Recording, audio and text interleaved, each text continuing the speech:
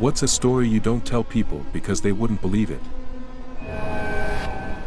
I don't tell this story because it's just a little too strange. Like a glitch in the Matrix. I am a skeptic by nature, BTW, and I do think it was a big coincidence, but it's just odd as hell. So one day I'm at home and I get a phone call.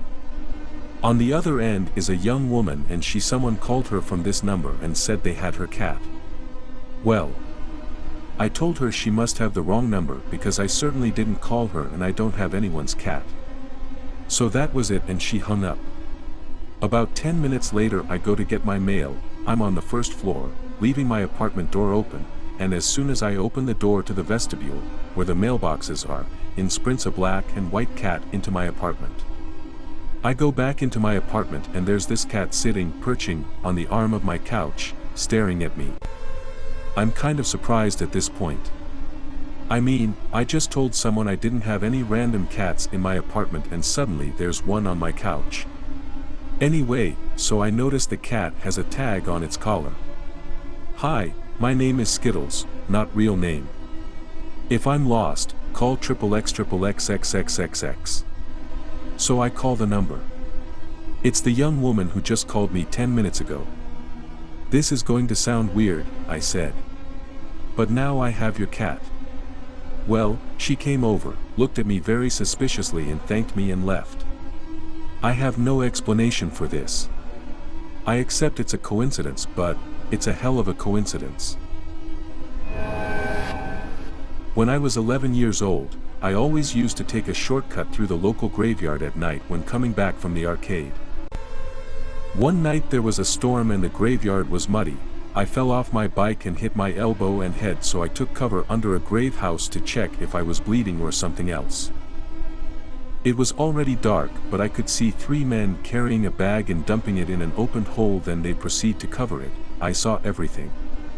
When they left I went to the guard's place and told him what I just saw. He told me to calm down and gave me a cup of milk and told me to stay there while he went to check for himself. When he came back, he looked at me and didn't say a word. He called the police, but when they arrived I heard him told them I was on drugs and that I was lying. I freaked out, so I jumped out of the window, over the fence and ran home. They found a decapitated body 3 days later. Most people don't believe me when I tell them I got stabbed in middle school, but to be fair, the scar on my stomach looks kind of surgical. This guy had been picking on one of my friends all semester in study hall, then the teacher left and he threw a stapler at my friend, so I stood up. He walked over and punched me in the face. We started fighting. At one point he fell against the teacher's desk, grabbed something and swung at me, hitting me in the stomach. It didn't faze me too badly at the time because my 13-year-old adrenaline was pumping. I got him in a headlock right after that and ended the fight. Blood everywhere. Apparently he had grabbed an X-Acto knife and sliced me open a good bit. It was pretty deep, hurt like fucking hell. As soon as I realized what had happened, had to go to the hospital. Here is the icing on the cake. Because of the zero tolerance policy in the school, after there was an investigation to find out what happened and it was determined that we were fighting, I was put in ISS for the entire last week of middle school, for standing up for my friend and getting stabbed. I was also grounded by my parents. I was a homeless drug addict living in the streets of San Francisco. I lived outside for like 2 years. I ate out of dumpsters and injected drugs outside. I am married now. I have 3 kids. I just finished 2 years as the PDA treasurer, despite being a convicted felon. I tell some people my story. I don't bother with the majority. They wouldn't believe it. When I was about 9 or 10, my grandparents and I were living in a somewhat large town in Pennsylvania. I would ride my bike around the block we lived on and never had many problems until one day it was close to sunset and I was just about to turn the last corner that looped back to the road our house was on. A large group of people were outside of their house and they were all laughing loudly and goofing off, I assume. They decided to sort of form a wall across the sidewalk in front of me, while more of them kind of boxed me in from behind. One of them, a guy, stepped forward and grabbed my handlebars, got right in my face and started yelling at me while his friends laughed and carried on. He pushed me off of the bike onto the ground and started laughing manically. He kind of pushed the bike hard, it landed on me, and he started moving towards me again, so I jumped up, pulled my bike with me kind of into a bush on the side to get away, got on it and pedaled like hell to get home. My grandma was pretty pissed I was banged up, but thought it was my fault for being a stupid kid. About 2 weeks later I found a newspaper on the kitchen table with that guy's face on the front cover. He was arrested for killing an old lady just down the road from our house. My grandma never believed me, but I could never forget that guy's face. Okay, so I don't like to tell this story because it's absurdly unbelievable, like I myself don't even believe it, but my friend swears by it. A couple years ago at Bonnaroo, just after the Alt J show got out, me and my friend are coming down off some decent acid, and I decide that I could really fucking go for a Wonder Waffle. So I'm in line waiting, and I finally get my delicious ice cream treat, when I turn around and an older gentleman says to me, "You know, there's only one place in the world you're gonna find a treat like that."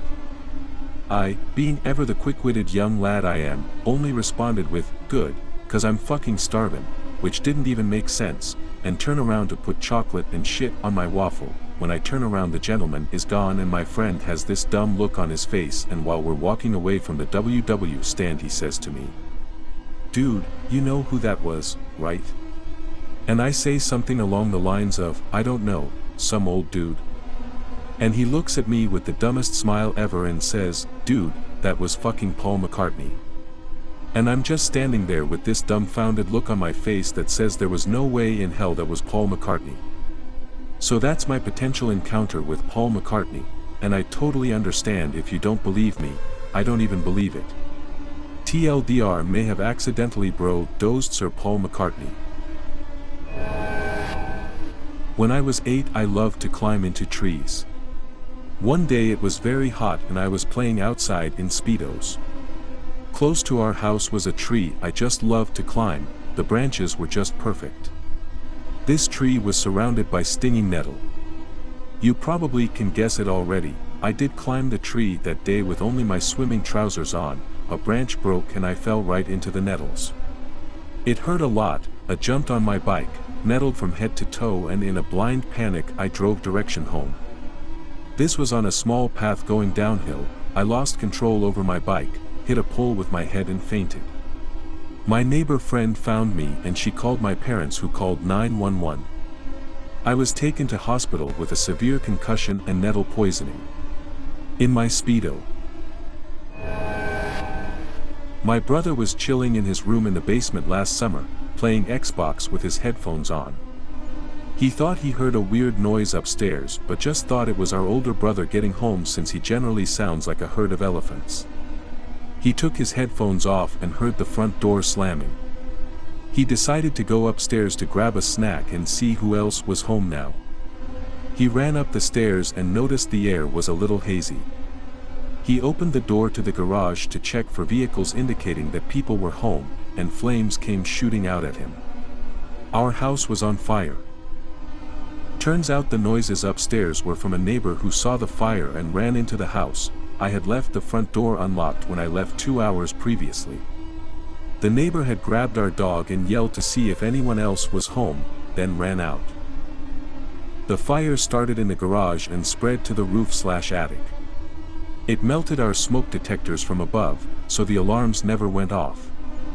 When my brother realized the house was on fire, he ran back downstairs because he thought I was still home.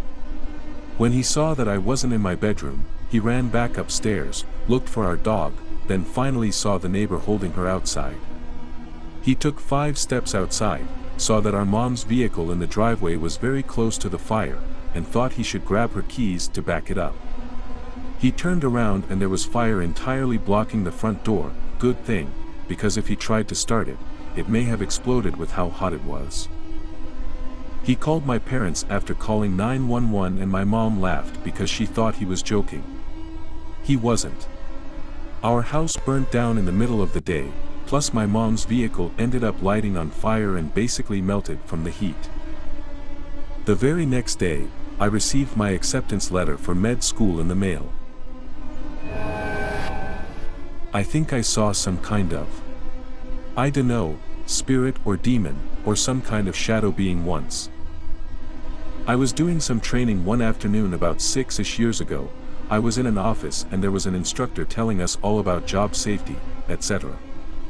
I was zoning out, not really paying attention. It was broad daylight outside. The room I was in had about 6 monitors, and on those monitors it was displaying security camera footage. Mostly the sidewalks, outside traffic.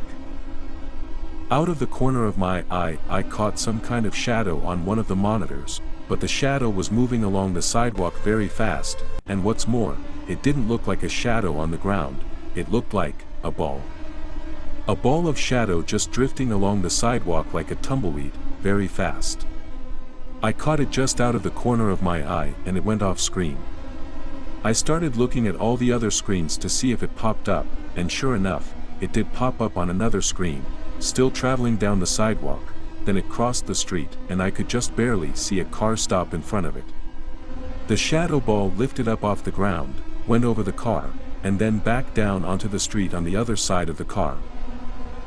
And on the screen I saw the car just sit there for a moment, and then take off. The shadow went completely off screen and I never saw it again. Now, as with all claims like this, it could have been anything, who the fuck knows. But it was very unsettling to see. The light would almost bend around it, wherever it would move, and it was translucent. And whatever it was, that car saw it too, and stopped. Somewhere out there, someone else saw that thing, and I'll never meet them and be able to ask if it was as weird looking as I thought it was. And truth be told, today is the first time I have ever told anyone that story. Honestly, I probably wouldn't believe me. When I was little, I was playing in the backyard on a swing set with monkey bars on top of it, essentially this. I was crawling on top of the monkey bars when I lost my balance and fell head first towards the ground. So there I am falling, anticipating my death, when my ankle gets tied up in the rope on the swing set. I would have probably died if it weren't for that miraculous miracle. I like to go hiking. Back about 10 years ago, I went out into western New York with a friend and my then husband.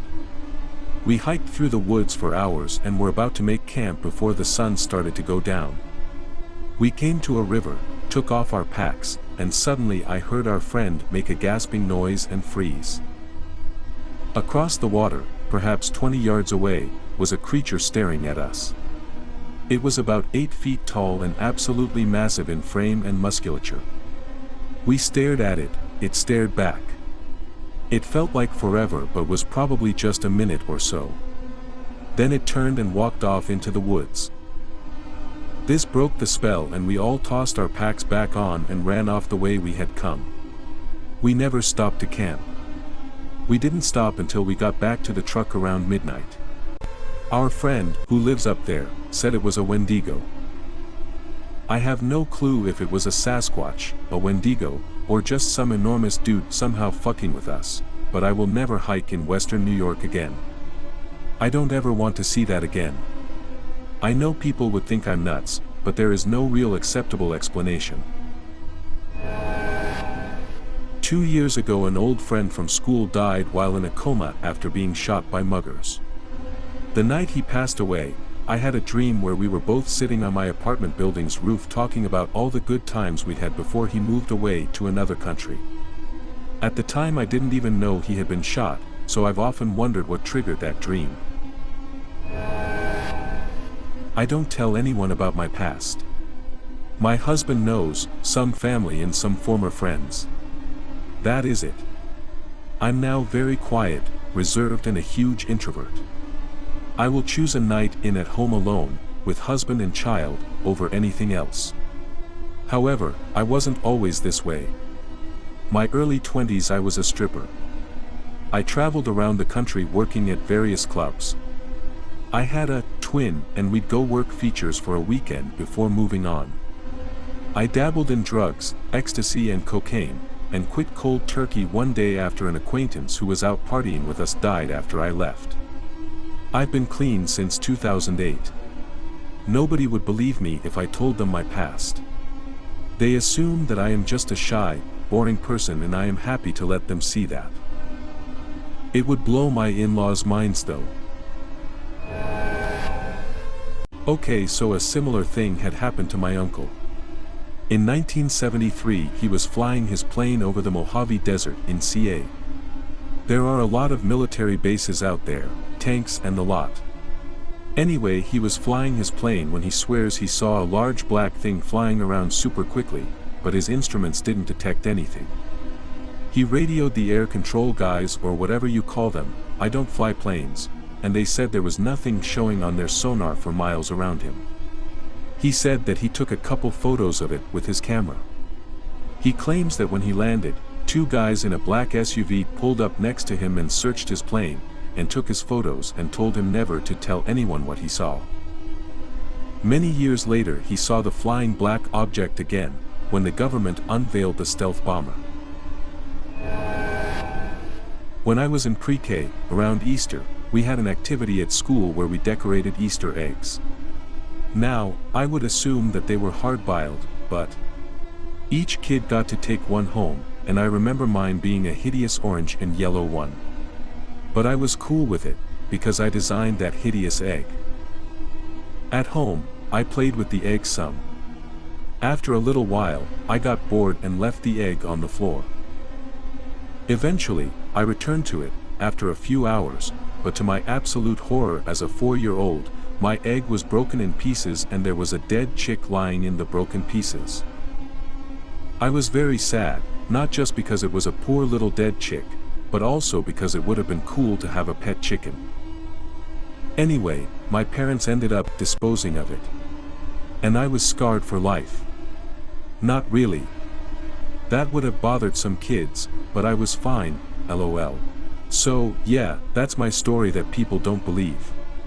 Partly because I was pretty young when it happened. My sister and I have exceptional memory from a young age, though.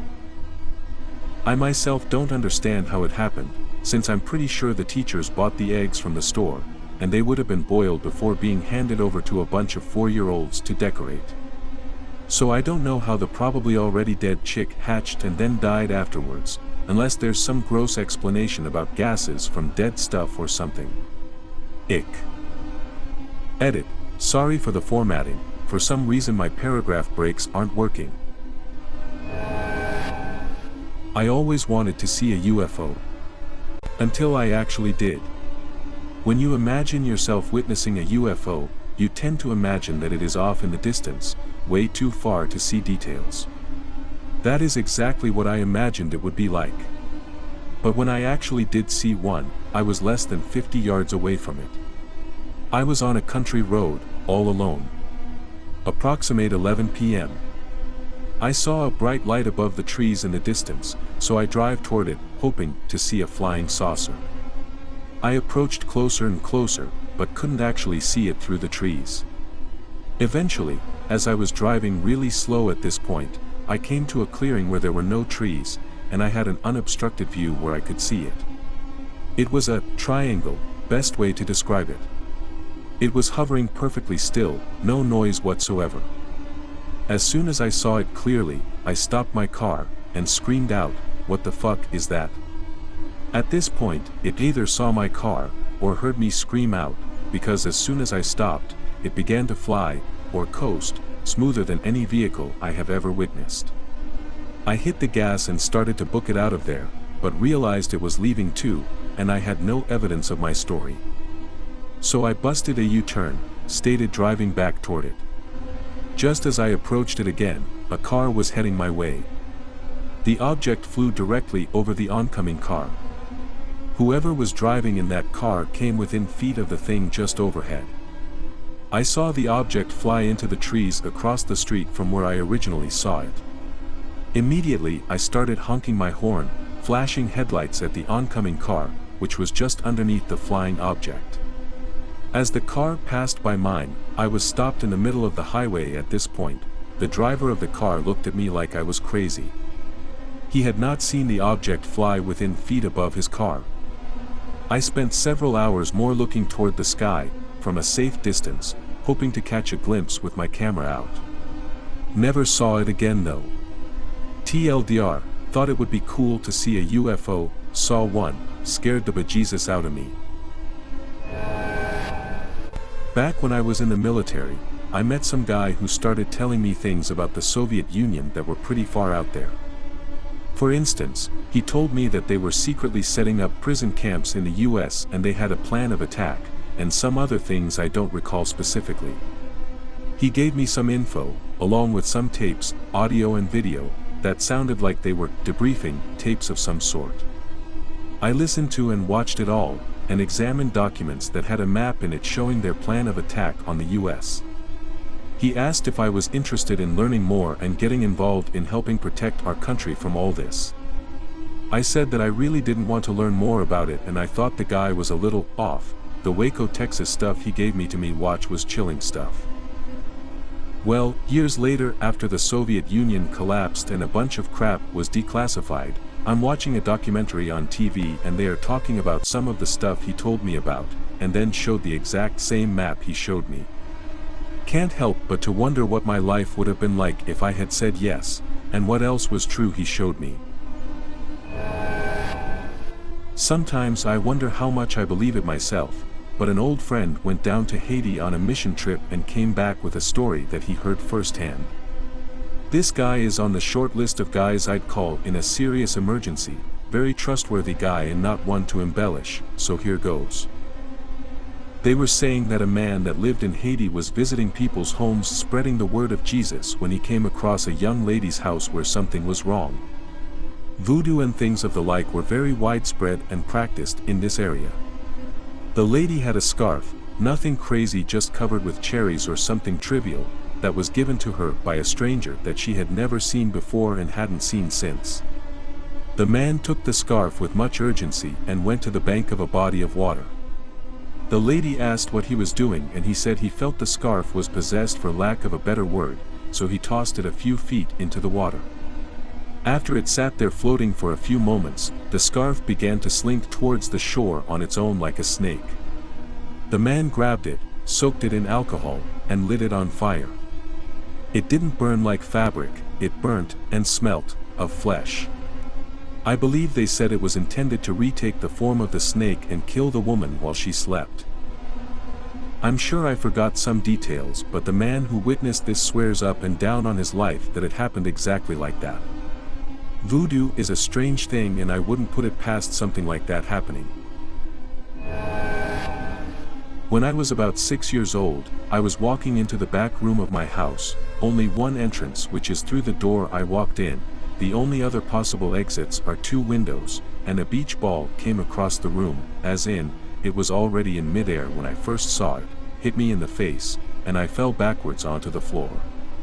Having 3 older siblings, I got mad thinking that one of them did this and was hiding behind the furniture. So, I closed the door behind me and looked around the room. There was no one in there, and the door had never opened, so I know they didn't slip out. I've told this story to so many people and no one ever believes me.